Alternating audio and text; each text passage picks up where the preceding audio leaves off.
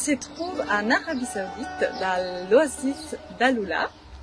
Et c'est ici qu'on a commencé il y a plus de 4 ans maintenant, un projet qui s'appelle Alula Cultural Oasis Project.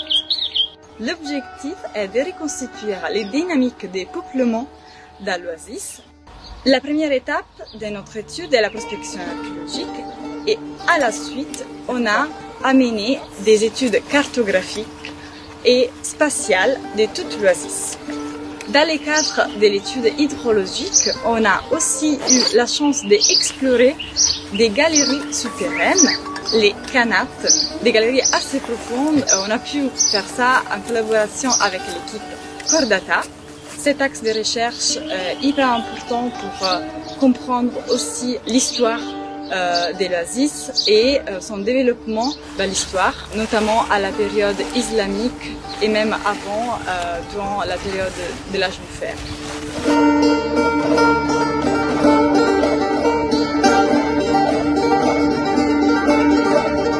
En tant qu'experts du milieu souterrain, nous avons été sollicités par la société Archaios afin de les accompagner dans leur projet d'étude des Qanats sous la vieille ville d'Alula. C'est une intervention assez particulière parce qu'il faut à la fois assurer un maximum de sécurité et d'ergonomie de travail dans un milieu très contraint et au risque des plus aléatoires.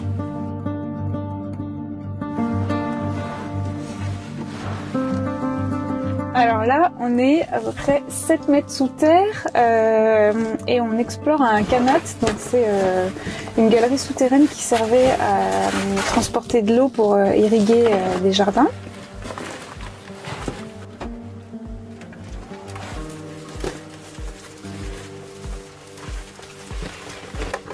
Ici le fond, tout se passe bien, on va entamer le prélèvement de calcite numéro 1. Ok, et au niveau de l'air, ça donne quoi?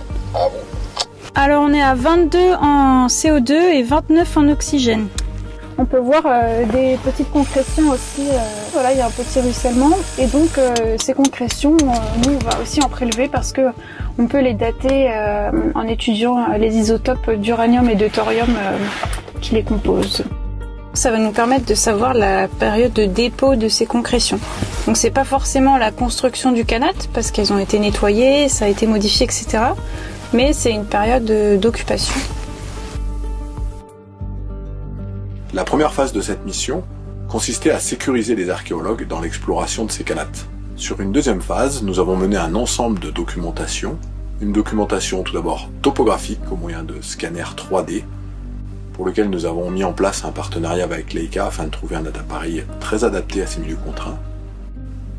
Et une documentation basée sur des prélèvements de calcite qui permettront de dater les derniers usages des Qanats.